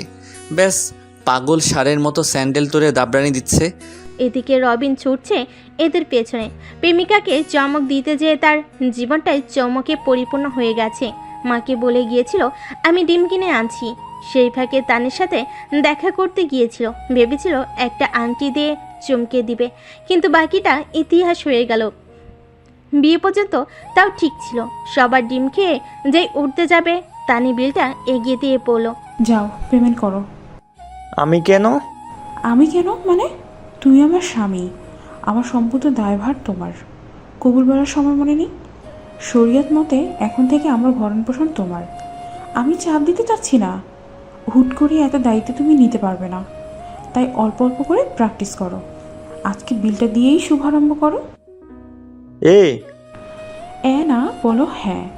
বউয়ের জন্য এটুকু করতে পারবে না রবিন? রবিন নিজেকে যাও একটু সামলালো, কিন্তু বিল আসতেই মাথায় বাজ পড়ল যেন। 4,500 টাকার বিল। এই 8টা রাক্ষস কি খেয়েছে যে 4,500 টাকা বিল এলো? বিয়ের দুঃখে এতটাই মশগুল ছিল যে দেখেনি হাড় হাবাতে গুলো দোকান ফাঁকা করে দিয়েছে। তাই যে অর্জুন বলল, রবিন ভাই, আজকের চা তোমার পক্ষ থেকে। অমনি রবিন ভাই তার রুদ্র অবতার নিলেন। একটা সময় দৌড়াতে দৌড়াতে হাঁপিয়ে উঠলেন। এরই মাঝেই অন্যার সামনে পড়ল। হিমুলেনের রাস্তায় একটা 31 বছরের দামড়া, দুটো 28 বছরের দামড়া ছেলে আর একটা 24 বছরের ছেলে পেছনে ছুটছে। দৃশ্যটি হাস্যকর। অন্যা রবিন ভাইকে থামালো কোনো মতে। পাগল হয়েছো রবিন ভাই? কে বলবে তোমরা বড় হয়েছো? তোর ওই গাদ্দার ভাই আর গাদ্দার স্বামীকে বল থামতে। 4 হাত দূরে অবস্থিত দেব চেঁচিয়ে বলল। পাগল নাকি? হুদাহুদি জুতো খাবো না। রবিন ভাই হাতে থাকা জুতোটাও ছুঁড়ে মারল নিরিক করে, কিন্তু আফসোস এবারও মিস। অর্জুন দাঁত কিলিয়ে পড়ল। গিনি, কাছে আয়, লাগাচ্ছি। অনা নিজ বরের দিকে তাকিয়ে মুখ ভসকালো। কে বলবে এরা আবুদ্ধা না? আর সহ্য না করতে পেরে এবার নিজে রুদ্ররূপ দেখালো অনা। থামবে তোমরা? হয়েছে কি? এইভাবে কোতকুতি করছো কেন? শালাগুলো 4,500 টাকা গিলে আবার চায়ের টিট চায়। বিরিয়ানির লোভে আজ আমাকে বিক্রি করে দিয়েছে মির্জাফর। রবিনের কথাটা প্রথমে মাথায় ঢুকলো না অনার, কিন্তু পরিস্থিতি শান্ত করা প্রয়োজন। বাদামের ঠান্ডা শরবত অবশেষে রবিন ভাইকে বুঝিয়ে সুঝিয়ে শান্ত করলো সে। রতন ভাইয়ের দোকানে বসালো। ঠান্ডা বাদামের শরবত হাতে ধরিয়ে অবশেষে শান্ত হলেন রবিন ভাই। যখন সম্পূর্ণ ব্যাপার খোলসা হলো, অনার মুখ হাঁ হয়ে গেল। তুমি তানিয়া আপুকে বিয়ে করে ফেলেছো? না তানি, অদৃশ্য বন্দুক আমার মাথায় ঠেকিয়ে আমাকে বিয়ে করেছে। হতাশ গলায় উত্তর দিলেন রবিন ভাই। অন্না উত্তেজিত হয়ে বলল, এখন কি করবে? কাকিমাকে কি বলবে? জানি না, কিচ্ছু জানি না। চোখে সরিষার ফুল দেখছি। একটু পর বায়োস্কোপ দেখবে, কারণ কাকিমা তোমার জন্য পাত্রী পছন্দ করে ফেলেছেন। অন্যের কথাটা বিনা শব্দে পটকার মতো ফুটল রতনের দোকানে। রবিন চোখ বিস্ফোরিত করে বলল, কি বলছিস তুই? বিকেলে এসেছিল, মেয়ের ছবি দেখালো, আগামী পরশু তোমাকে দেখতে আসছে। আমি সেটা বলতেই তোমার কাছে আসছিলাম, তুমি তখন ওদের ধাওয়া করতে ব্যস্ত। এদিকে কাকিমা তোমাকে ধাওয়া খাওয়ানোর ব্যবস্থা করছে। তানিয়া আপু তোমাকে জুতো না বন্দুক নিয়ে ধাওয়া করবে। রবিনের মুখ চুপসে গেল। মা তাকে জানলো না এখন কি করবে। দূরের কাকটা বেসুরে ডাকছে। নির্ঘুম টকটকে চোখ জোড়া নিষ্প্রভ দৃষ্টিতে দেখছে কাকটির দিকে। হিম ঠান্ডায়ও শীত লাগছে না, অনুভূতিহীন হয়ে গেছে যেন রবিন। সকাল সকাল ডিম কিনতে বেরিয়েছে সে, গতকাল ডিমটা কিনাই হলো না। অন্যের কাছ থেকে খবর পেয়ে ছুটল মায়ের কাছে। মা অলস ভঙ্গিতে বলল, হ্যাঁ, মেয়ে পক্ষ আসছে। আমাকে জানাওনি কেন? তোকে জানিয়ে কি হবে? যার বিয়ে তাকে জানিয়ে কি হবে? এমন কথা শুনে তাজ্জব বনল রবিন। মাতাকে সম্পূর্ণ উপেক্ষা করে বলল, ডিম নেই, যা ডিম কিনে আনতো। ফলে সেই ডিমে আটকে গেল সে। মতিন মামা ডিম দিতে দিতে বলল, শুনছনি, হিমুলেনে নতুন ভাড়াইটে আসছে, শামিমদের বাড়ি। এত বিবিসি চ্যানেলের মতো খবর কিভাবে পাও তুমি? চোখ কান খোলা রাখো, তুমিও পাবা। কথাটা শেষ হতে না হতেই চক্ষু কপালে উঠল রবিনের। কারণ শামিমদের বাড়ির নিচে যে ট্রাকটি দাঁড়িয়েছে তার পাশেই তার বউ দাঁড়িয়ে আছে। এরই মাঝে মতিন মামা বলে উঠলেন, ওই যে মাইয়াডা, ওরাই ভাড়াই নিচ্ছে। অতিমাত্রায় বিস্ময়কর ঘটনা ঘটলে মানুষ স্তব্ধ হয়ে যায়, মস্তিষ্ক শূন্য হয়ে যায়, কানে তালা লাগে, আশেপাশের ব্যস্ত দুনিয়া শুনশান হয়ে যায়, বাতাসের হেলদোলও গায়ে লাগে না। ক্ষণিকের জন্য নিজেকে ধরণীবাসী মনে হয় না। রবিনের অবস্থাটি ঠিক তেমন। তার মনে হচ্ছে মাথাটা খালি ফুটবল হয়ে গেছে, কাজ করছে না। এখনই কেউ এসে লাথি মারবে। সম্বিত ফিল যখন মতিন মামা পাশ থেকে বলল, বোঝা যায় মেয়েটার অত বয়স। আমি তো ভাবছিলাম কৃষ্ণার বয়সী কিনা, সুন্দর আছে না। আমার ভাইগনা জামিলের সাথে মানাইবে। নিজের বউকে নিজে অন্য কেউ বিয়ের তদবির করছে, ব্যাপারটি মোটেও ভালো লাগলো না রবিন ভাইয়ের। বিরক্ত হলেন, চোখ কুঁচকে ফেলেন, কিন্তু রাগ জাহির করলেন না, কারণ এখন তার থেকে গুরুত্বপূর্ণ কাজ আছে। ডিম না নিয়ে ধপধপ করে হাঁটা দিলেন। মতিন মামা পেছন থেকে ডাক দিলেন, কিন্তু রবিন ভাইয়ের কানে তালা ঝুলছে। তানি কেবল ট্রাকওয়ালার পাওনা মেটালো। জিনিসপত্রের বাক্সগুলো কেবল ভিতরে রাখা হয়েছে, এলোমেলো বিক্ষিপ্ত হয়ে আছে সব কিছু। বাসা বদলানোর একটা বিশাল ঝামেলা বই আর কিছু না। এই ঝামেলা অনেকটা যেচে পড়ে নিয়েছে সে। 20 বছর ধরে বাস করা বাড়িটা ছেড়ে হিমুলেনের ছোট্ট বাসে উঠেছে সে। মায়ের ইচ্ছের বিরুদ্ধে এই কাজটা করেছে। বুক চিরে দীর্ঘশ্বাস বের হলো তানির, তীব্র বিতৃষ্ণা মিশ্রিত একটা দীর্ঘশ্বাস। এরই মাঝেই হাত টেনে 2 বাড়ির মধ্যকার ফাঁকা স্থানে টেনে নিয়ে আসলো তাকে রবিন। ঘটনার আশঙ্কিকতায় হতবাক হলো তানি, কিন্তু তার বিস্ময়কে বুড়ো আঙ্গুল দেখিয়ে রবিন প্রশ্ন ছুড়ল, এখানে কি করছিস তুই? হ্যাঁ, হ্যাঁ না উত্তর দে। সারা দুনিয়ায় এই গলি পেলি তুই বাধা নিতে, আমাকে জানাসনি কেন? সকাল সকাল এই কী সব পিকনিক দিচ্ছিস? রবিনের জেরায় চোখ মুখ কোঁচকালো তানি, ভুরু যুগল একত্রিত করে কড়া স্বরে শুধালো, কেন? ভয়ে গলা শুকিয়ে গেছে? ভয় পাচ্ছিস?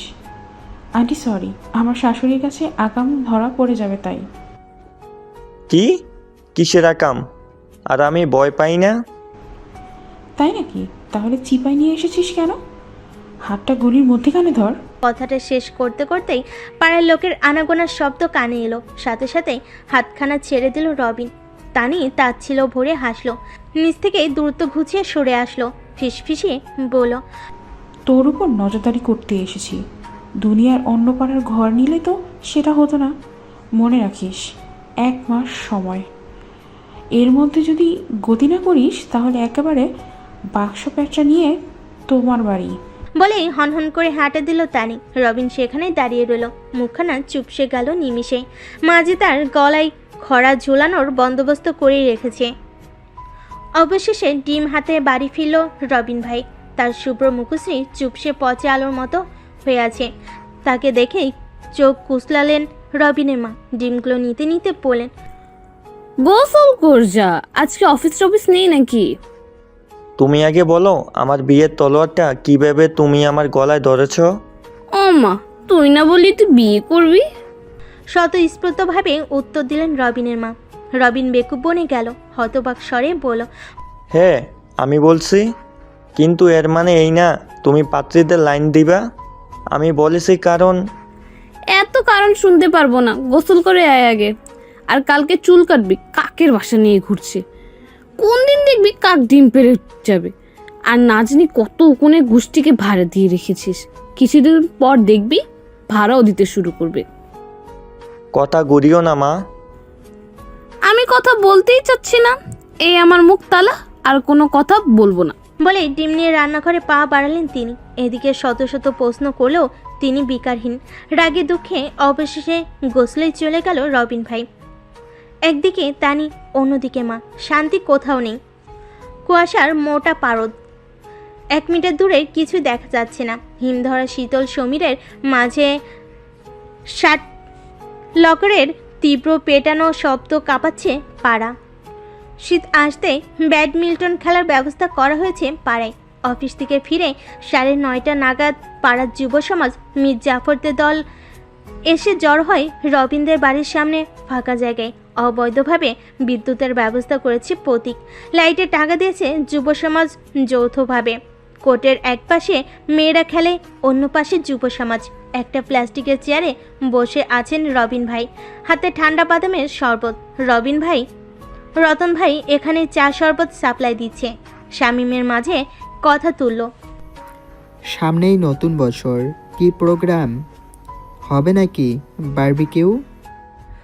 আমি হানিমুনে যাচ্ছি, এবারের প্রোগ্রাম বাদ। বাদ সাধল দেবব্রত। তার মাথায় আবার ঝোঁক উঠেছে হানিমুনের। ক্যান্সেল করা টিকিট আবার কাটার পরিকল্পনা তার।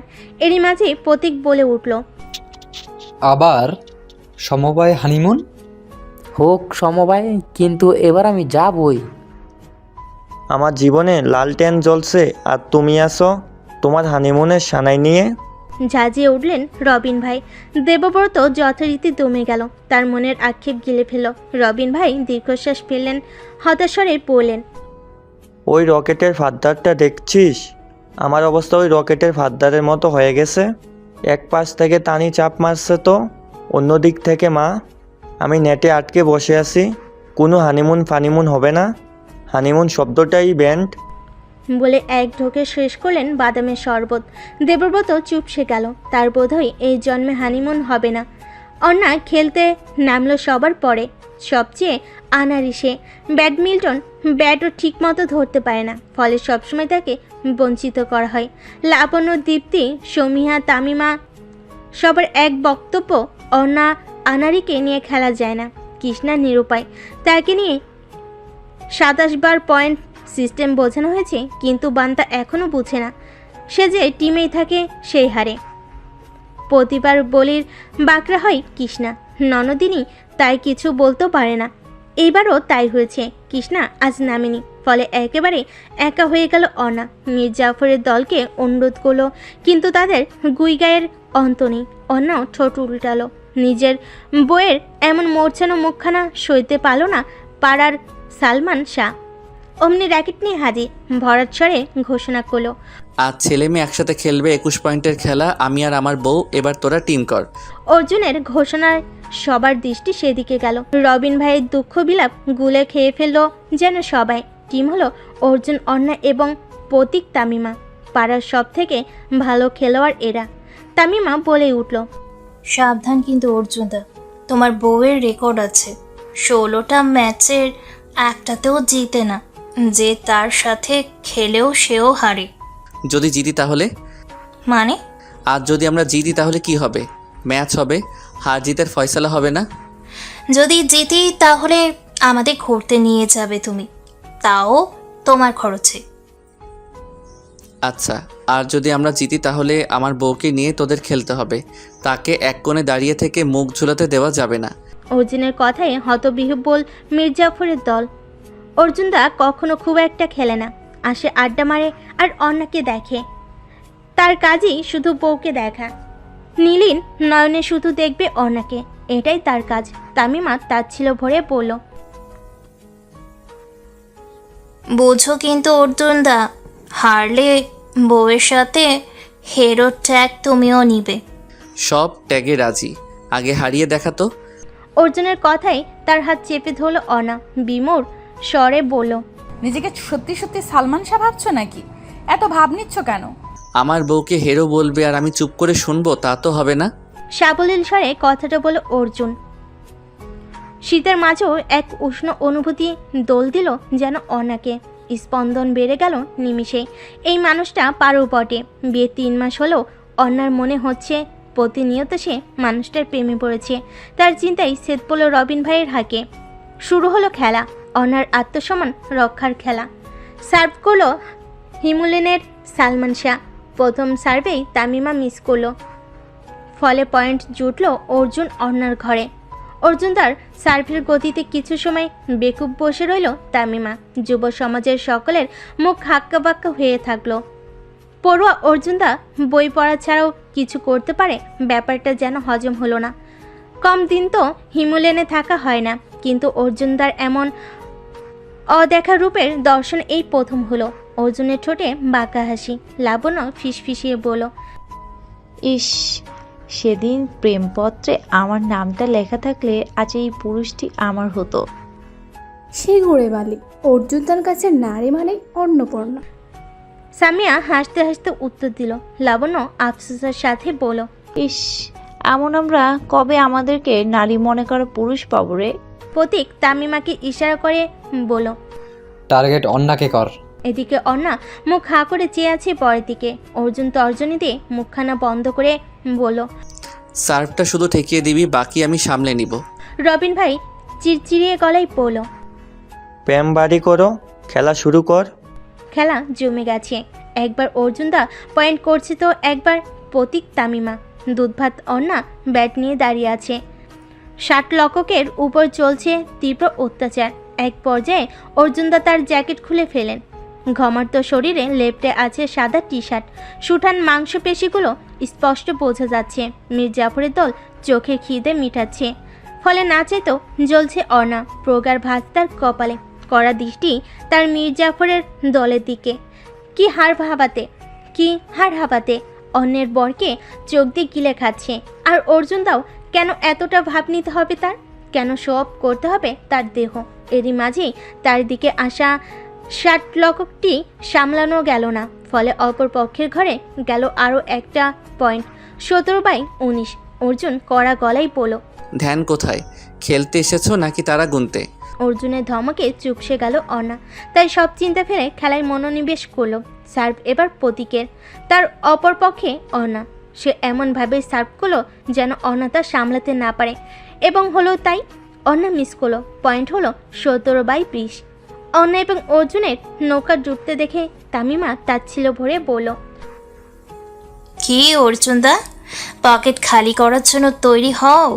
রবিন ভাইয়ের কমেন্টারি শুরু হলো।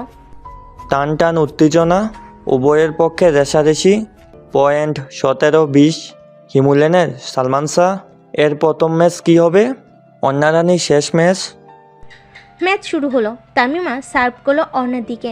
এবার পৃথিবীর অষ্টম আশ্চর্য হলো, অদ্ভুতভাবে ঠেকিয়ে দিল অর্ণা। শুধু তাই নয়, প্রতীক ঠেকাতেও পারল না। পয়েন্ট জুটল অর্জুন অর্ণার ঘরে। সবার মুখ হাঁ। অর্ণার নিজের হাতের দিকে তাকালো। এই দৈবাত ঘটনা কি সে ঘটালো? সাথে সাথে অর্ণার নামে চেয়ার শুরু হলো। খেলায় মোড় ঘুরল। অর্জুনদার খেলার সামনে টিকতে পারল না তামিমা আর প্রতীক। শেষ দানটা ছিল অর্জুনের। সার্ভ কঠিনভাবে করলো, প্রতীক ঠেকিয়ে দিল। শার্টলককে উঠল তীব্র ঝড়। টাই স্কোর। যার কক পড়বে সে হেরে যাবে সম্মানের খেলা। এক পর্যায়ে শার্টলকটা আসলো অর্ণার দিকে। অর্জুন দৌড়ে আসতে গেলে কিন্তু পারল না সময়ের সাথে। তার আগে চোখ বুজে কয়েকে আঘাত করলো অর্ণা। কক যে পড়লো ঠিক তামিমার কাছে। তামিমা ঠেকেও ফেলেছিল প্রায়, কিন্তু কক নেটেই আটকে গেল। আর সেই সাথে 21/20 জিতে গেল অর্জুন অর্ণা। সবার উল্লাসের অন্ত নেই। অর্জুনের প্রথম ম্যাচে সে জিতে গেল। শুধু জিতলই না, অর্ণার আত্মসম্মানও বাঁচিয়ে দিল। রবিন ভাইয়ের উচ্ছ্বাসিত কণ্ঠ নিস্তব্ধ রজনী ছিল। অবশেষে আমাদের নায়ক বাঁচিয়ে দিল নায়িকার সম্মান। এই সাথে এখন থেকে সবাইকে বিনা অজুহাতে অন্না রানীকে নিয়ে খেলতে হবে। সেই সাথে তার খিল্লি উড়াতে পারবে না। এবং এবং এবং এই জিতের উসিলায় এই 31st স্পন্সর আমাদের অর্জুন ভাইয়া। রবিন ভাইয়ের বক্তব্য উল্লাসের রোল পড়লেও অর্জুন হতভম্ব হলো। কোথায় ভেবেছিল পকেটের টাকা বেঁচে গেছে, কিন্তু কিসের কি? জিতেও হেরে গেল সে। পকেটের টাকা সেই খসলই। কিন্তু এসবের মাঝেই অর্ণাকে দেখলো প্রফুল্ল। তার চোখে মুখে উল্লাসের যেন ঠিকানা নেই। যাক, পকেটে টাকা খসলেও শিউলির উজ্জ্বল হাসিখানা পাওয়া গেল। সেই হাসি যে অমূল্য। টাকা দিয়ে এই হাসি বিচার করা যায় না। টেবিল ল্যাম্প জ্বলছে। কৃষ্ণার সম্পূর্ণ মনোযোগ বইয়ের পাতায়। কাল পরীক্ষা, কোনো ছাড় নেই পড়াশোনায়। তাই আজ ব্যাডমিন্টন খেলতেও যায়নি। চোখের নিচে গাঢ় কালো পরদ। চুলগুলো অবিন্যস্ত। দুদিন ধরে চিরুনি দেওয়া হয়নি। তেলচে হয়ে আছে মুখ। প্রতিবার সে প্রথম হয়। শ্বশুরমশাই বেশ গর্ব করেন। সবাইকে বলে বেড়ান, আমার বৌমার রেজাল্ট জানো, এবারও ফার্স্ট। সেই গর্ব অটুট রাখতেই এত খাটুনি। এই 2 বছরের নিজের জায়গাটা বেশ পাকাপাকিভাবেই করেছে কৃষ্ণা। এমনকি শাশুড়ি মার সাথেও সম্পর্কের সমীকরণটাও মিলিয়ে ফেলেছে সে। কিন্তু এসবের মাঝে খরা জলে দেবব্রতের প্রেমের জীবনে সারা জীবনের কাজ ছেড়ে বাসায় আসে প্রশান্তির খোঁজে। কই একটু বউটিকে পাশে বসে প্রেমের 2টো লাইন বকবে, কিন্তু সবই বৃথা। কারণ তার বউয়ের সময় কই। সে হয় রান্না করে, নয় নাস্তা বানায়, নয় পড়াশোনা করে। এমনকি ঘুমোতে যাওয়ার সময়ও কৃষ্ণাকে পাওয়া যায় পড়ার টেবিলে। এতে অবশ্য দেবব্রতের কোনো অভিযোগ নেই, কিন্তু মেজাজটা খারাপ হয় যখন চামে চুমে বউটিকে আলিঙ্গনে নিয়ে প্রেমের 2টো বুলি বলে। অমনি কোথা থেকে হয় কাকিমা, নয় মা, নয় অন্যটা এসে টপকাবে, এসে ছু করে নিয়ে যাবে কৃষ্ণাকে। ফলে হৃদয়টা অপ্রেমে খা করতে থাকে। কিন্তু বোঝার কেউ নেই। বউটাও বুঝে না। সেই প্রেমিকেরও তাকে কাছে পেতে ইচ্ছে করে। ঘুম থেকে উঠলে বউকে পায় না, ঘুমোতে যাবার সময় বউকে পায় না। তাই তো হানিমুনের প্ল্যান করেছিল সে। তাও রবিন ভাইয়ের আন্দোলনে ভেস্তে গেল। যতদিন তানিয়াপা আর তার কোনো হিল্লে না হচ্ছে, কিছুই হবে না। হতাশার বুক চিরে দীর্ঘশ্বাস বের হলো। অলস পায়ে ঘরে প্রবেশ করল দেবব্রত। কৃষ্ণা তখন পড়তে ব্যস্ত, মাথা ঝুলিয়ে ঝুলিয়ে পড়ছে। আজ অর্জুন আর অন্নাকে একত্রে খেলতে দেখে দেবব্রতরও ইচ্ছে করছিল তার বউয়ের সাথে টিম বানিয়ে খেলবে। কিন্তু তার মায়াবতী তো বইয়ে মুখ গুজেছে। দেবব্রত একটু ঝুঁকলো কৃষ্ণার দিকে, চুলে আলতো করে চুমু খেয়ে বলল, আজও কি আমার বউ পরেই রাত কাটাবে? আর আমার বুকে স্থান পাবে কোলবালিশ? দেবব্রতের প্রেমের ডাক একেবারে কঠিনভাবেই দমিয়ে দিল কৃষ্ণা। কড়া স্বরে বলল, মাস্টার মশাই জ্বালিও না, আমি পারছি না, আমার সময় নেই। আমার জন্য কি তোর কখনো সময় আছে? কণ্ঠে বিস্তর অভিমান। কৃষ্ণা মুখ তুলল। দেবব্রতের স্বর গম্ভীর, চোখের ভাষাটা বিচিত্র। কৃষ্ণা হতবাকে শুধালো, এভাবে বলছো কেন? কারণ আমি সবসময় তোর কাছে 4 সাবজেক্ট, পাস ঠেকাতেই পড়া কেবল। দেবব্রতের কণ্ঠে তীব্র অভিমানের চাপ, চোখজোড়া কঠিন। কৃষ্ণা হতবাক নয়নে চাইল স্বামীর দিকে। কপালে তার প্রগাঢ় ভাঁজ। হতভম্ব স্বরে শুধালো, এমন করছো কেন তুমি? কেমন করছি? ছেলে মানুষই। আমি ছেলে মানুষই করছি। দেবব্রতের কণ্ঠে গাম্ভীর্য এলো, খানিকটা রাগও প্রকাশ পেল তন্নাধ্যে। কৃষ্ণা তার কলম নামালো। নিটল গোল গোল স্বচ্ছ চোখজোড়া কঠিন মুখশ্রীতে আবদ্ধ হলো। দেবব্রত স্থির দৃষ্টিতে চেয়ে আছেন। তার চাহনি আজ ব্যতিক্রম। শানিত সেই দৃষ্টিতে কৃষ্ণার বিস্ময় বাড়ল। তার মাস্টার মশাই তো এমন নয়। বইখানা বন্ধ করে বলল, ছেলে মানুষই ছাড়া আর কি বলবো? তুমি কি জানো না আমার পরীক্ষা চলছে? তাহলে এমন আচরণ কেন করছো? দেবব্রত দীর্ঘশ্বাস ফেলল। একরাশ অব্যক্ত আক্ষেপ ছিল যেন সেই দীর্ঘশ্বাসে। শীতল সমীরের ন্যায় ক্ষান্ত স্বরে বলল, ছেলে মানুষই বটে। তোকে দুদণ্ড কাছে পাওয়া যদি ছেলে মানুষই হয়, তবে আমি এখন ছেলে মানুষ। বলে এক মুহূর্ত অপেক্ষা করল না, হনহন করে ঘর থেকে বেরিয়ে গেল। কৃষ্ণাকে দ্বিতীয়বার প্রশ্ন করার সুযোগ অবধি দিল না সে। বিস্ময় নয়নে তাকিয়ে রইল কৃষ্ণা। তার চেনা মানুষটির অচেনা আচরণ তাকে চিন্তিত করল। বুকটা অজানা আশঙ্কার ঘেমে ছেয়ে গেল। সবাইকে ভালো রাখার এবং নিজে ভালো থাকার প্রকল্পে কি হেরে গেল সে? ধপ করে বসে পড়ল কৃষ্ণা। মস্তিষ্ক অসাড় লাগছে, অজান্তেই চোখ জ্বলছে। ভালোবাসার রিক্ত ঝুড়িটাকে ভরার প্রচেষ্টা কি ত্রুটি থেকে গেল? কুয়াশায় ভেজা সকাল, সূর্য লুকিয়ে আছে হিম কুয়াশার চাদরে। অলসতার আড়মোড়া ভেঙে ধরণীতে তাপ দিবে না বলে মন স্থির করেছে সে।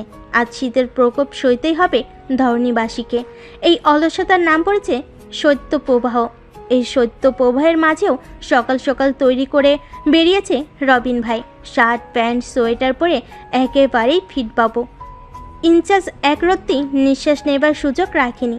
একদিকে বিয়ের ঘণ্টা নিয়ে পা ছুটালেন গলায় পড়বেন বলে, কিন্তু রবিন ভাইও কম ট্যাটনাটি নন। তিনিও হৃষ্ট চিত্রে জানিয়ে দিয়েছেন, মেয়ে তার পছন্দ না হলে সে বিয়ে করবে না। এই প্রস্তাব শুনে তাকে কাপুরুষ উপাধিটি দেওয়া যেতে পারে, কিন্তু তারও হাত বাঁধা। মায়েরই অশ্রুসিক্ত ব্ল্যাকমেলের কাছে সে হেরো সৈনিক।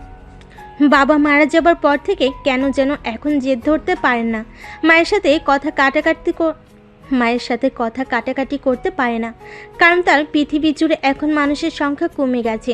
তানিটাও জেদি, বুঝতে চাইছে না, একেবারেই থাকে। অথচ বিয়ে হবার পর না দেখা করেছি না কথা বলেছে। কথা বলে এক কথা, আর 25 দিন আর 20 দিন একটু হাসে না, একটু কোমল কথাও বলে না। প্রেমিক হিসেবে অন্তত এতটা কঠোর ছিল না সে। কি ভেবে আংটিটি নিয়ে সারপ্রাইজ দেবার ভূত উঠেছিল কে জানে। ভেবেছিল সবটা নিজের মতো সবটা গুছিয়ে নিবে, কিন্তু কিছুই ঠিক হচ্ছে না। এদিকে মা প্রতিনিয়ত এক সুন্দর মেয়ের ছবি আমদানি করছেন, অন্যদিকে সদ্য 1 সপ্তাহের বউ তাকে চোখ রাঙ্গানির উপরে রেখেছে। নিজেকে স্যান্ডউইচের ভেতরের শশার পর লাগছে, যার কাজ চিমসে হয়ে 2 পাউরুটির মাঝে চিড়ে চ্যাপটা হয়ে থাকা। বুক চিরে দীর্ঘশ্বাস বের হলো রবিন ভাইয়ের। ইজি বাইকের জন্য হাত ইশারা করতেই মিহিস্বর পেছন থেকে শোনা গেল, মামা যাবেন? কুয়াশা ঘেরা সকালে একরত্তি সূর্যকিরণের মতো উষ্ণ স্বর। রবিন ভাই আবেগী চোখে পেছনে চাইলেন। একটা মোটা কালো জ্যাকেট পরে বের হয়েছে তানি। কাঁধে কালো একটি ল্যাপটপ ব্যাগ, নাকটুকু লাল হয়ে আছে ঠান্ডায়। মাথায় এলোমেলো অবিন্যস্ত চুল টুপিতে আটকানো। চোখাচুকি হলো কাজল লতার সাথে কয়েক মুহূর্তের জন্য। ইজি বাইকালাও থামলো। তার গুরুত্ব খুব কম। তানি ছুটে এলো সামনে। যাবেন বিএনসি মোড়?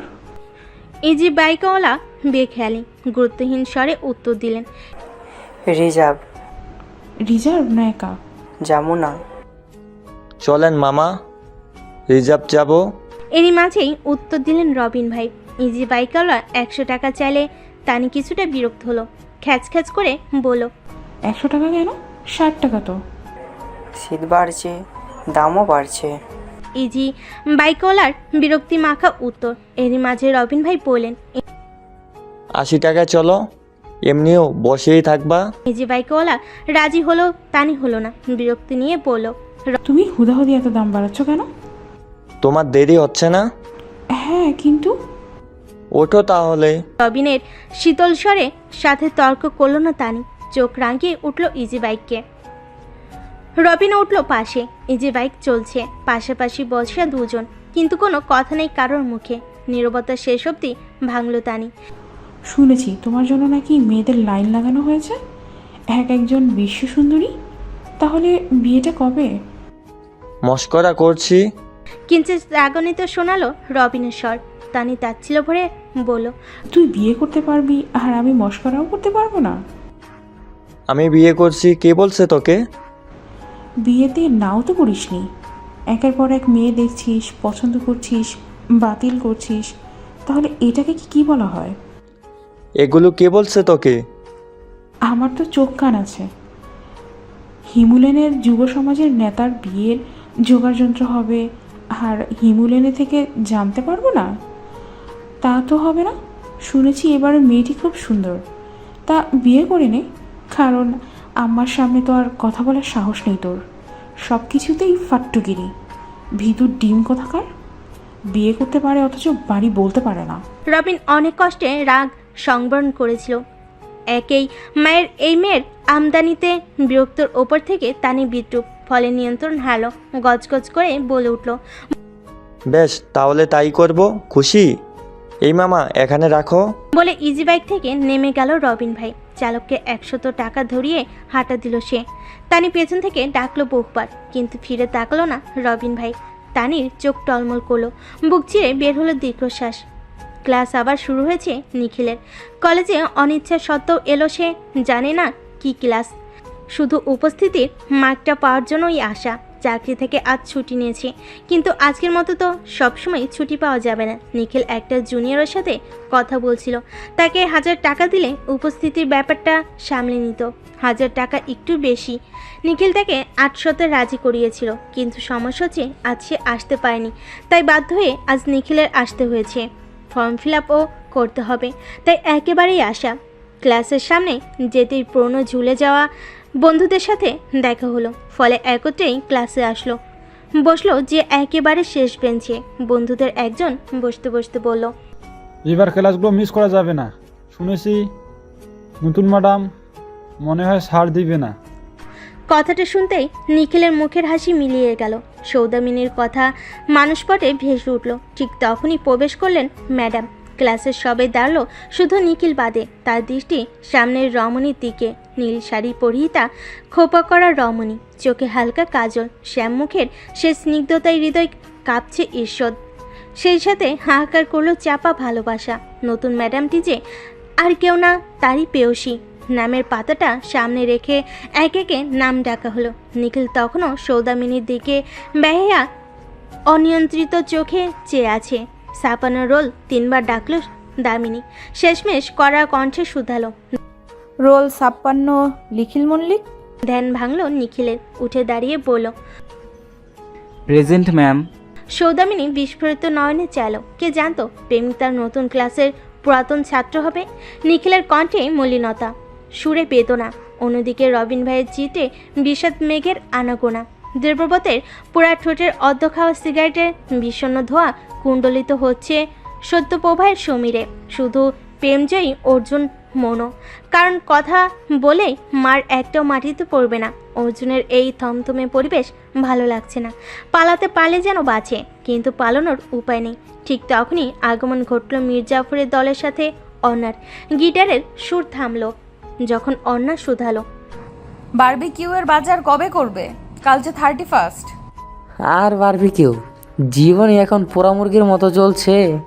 একবার একদিকে তাপ তো এবার ওদিকে, আর আছি তো ওই কাটামুখী। বুড়োরা তো পিকনিকে আসবে না বলেছে, তাই কাল সকালে বাজার করলেই হবে। মিলানস্বর দেবব্রতের। যুব সমাজে আজ বিষাদের ঘন ঘটা। রবিন ভাইয়ের ঘন ঘন দীর্ঘশ্বাস আর নিখিলের বেদনা ভরা গিটারের সুর। এরই মাঝে অন্না বোম ফাটালো। তোমার মাথা, বুড়োরা করবে না কে বলেছে? রবিন ভাইয়ের আম্মা বলেছে সে শুধু থাকবেনই না, রান্নাও করবেন। আর লোক বেড়েছে, কারণ তানিয়া আপা সৌদামিনী দিয়েও বারবিকিউতে আসবে বলেছে।